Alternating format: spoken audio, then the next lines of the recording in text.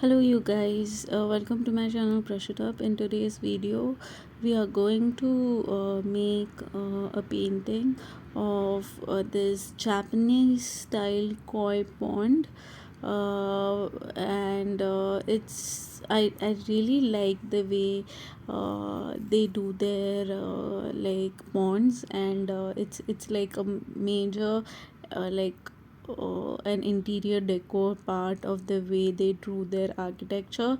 And there are water lilies or lotuses, and there are these beautiful orange fish that are swimming in that pond, and it's so like well kept. The water is clean and everything, so I'm always mesmerized by that. And I saw a reference of the same on Pinterest, and I decided I wanted to paint this.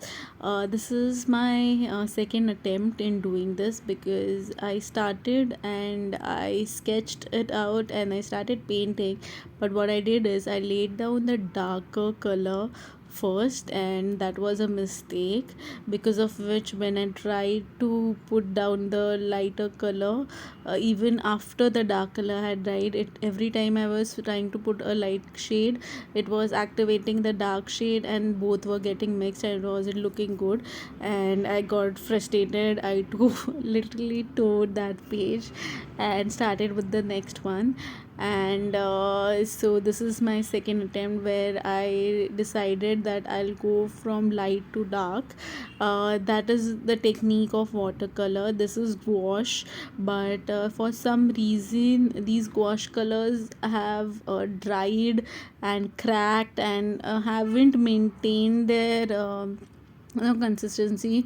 And that is the reason why I just have to like every time spray them heavily with water, and now they act as good as a watercolor.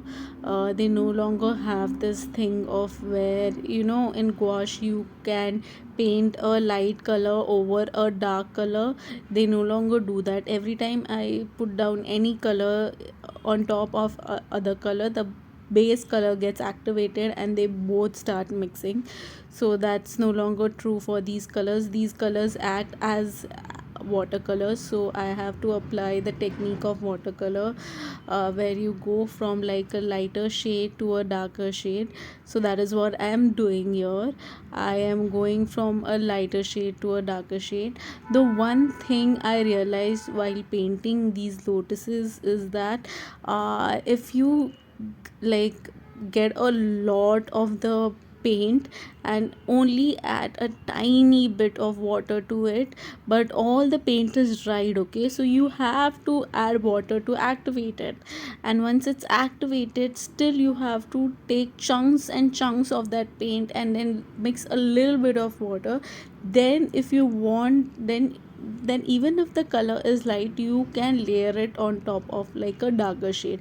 That is what I did with the pink here. There were certain parts where I had to lay it before the green that was there, so I had to do that. And then this was the darker shade that I started with, the one that I'm painting right now, the blue, the dark blue that you can see, which is very close to a black. I started with that. I actually started with a mixture of this and black, so it was almost looking as good as black. And then when I wanted to like, and I kept space for other objects in this painting. But what happened is, even if I was close to getting that shape properly, and in some parts of that shape was overlapping the black that was already on the paper, it was getting very messy. And I was like, I didn't have the patience of like navigating that one. So I was like, I'll just scratch it, I'll start with a new one. And I generally don't do that. I'll find a way to work my mistakes out. Like, I will not just simply start with a new painting. I'll wait and see if I can work it out, or I'll layer something like a white paint on top of, but I'll never like waste a page. I will never waste color also. Like, I will never, like, people who use chunks and chunks of colors, sometimes it just gives me a lot of anxiety. I'm like, I like use colors so properly. Like I cannot waste colors, nor do I can waste paper. It's not that I can't afford them or something like that. Yes, they are expensive, but it's not because I can't afford them. I can afford to buy many colors and all. It's just that I don't want to waste them.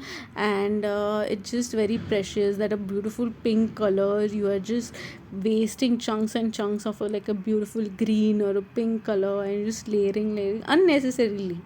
When it's necessary I can understand, but sometimes it's done just unnecessarily, and I don't like it. So it takes, I'm like, I have to be frustrated a lot to be like, if I'm wasting a paper and color. Now this sketchbook is not suitable for like any sort of painting to be done on it, because the color, the quality of the paper is not good. You can, it's good for sketching, but that too with a pen, not with a pencil, because there is the paper has a lot of friction to it and a lot of texture to it, so the pencil gets smudged very easily. So a pen is appropriate. And but the thing is that I have my another sketchbook whose paper is worse than this paper, because that paper will literally create like a wave like structure on when you lay watercolors on it, or like any kind of color. It just gets this like a wavy texture, if you know, you know, the way a cloth is, the wavy cloth like structure. And that is even worse than this, and I bought this, and now that I have it I want to use it.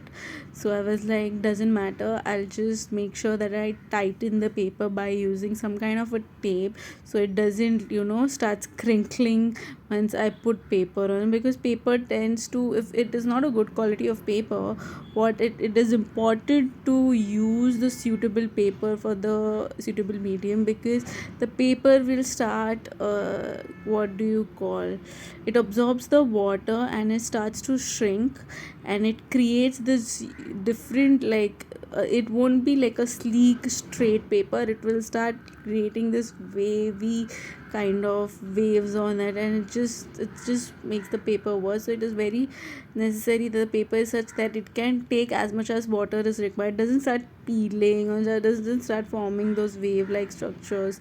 So that is why it is important. One easy way, if you have such paper, I still want to use it, is to tape it to like a proper structure, like a writing pad or like a table of yours, and then, or maybe just use a tape to like stretch the paper out, because once it's stretched it doesn't tend to crinkle. So yeah, that is what I have done here. And it's just easier to like preserve a painting in a a sketchbook. And also I want to like preserve my, lately because I'm doing a lot of gouache paintings, I want to learn how to preserve my gouache paintings well. So I have this acrylic varnish that I use for acrylic paints, but I have no varnish for watercolors or wash. I know, I don't think there is a varnish invented yet for watercolors, but is there any varnish for like wash? If you know, please tell me. I know there is one which you can use as a spray. I'm not for that. And I know one that is like a wax that you lay top on it, that is okay, maybe I can try that. But I want like still like a easier version, as easy as like a varnish that you do for acrylics. So just put some varnish on top of the painting and just spread it out, and like a transparent thing, and it just preserves the paint. If there is something like cheap for gouache paints, then please do tell me. And I love how this painting turned out. I enjoyed making it, and I hope you enjoyed watching it. I know not many of you are watching these videos, so if I get more views, I get more motivated to invest more time in it, because it takes a lot of time to make these videos and a lot of effort goes into it. So if you want me to put more effort, please watch, get me more views, so that I can actually dedicate more time and like put all my energy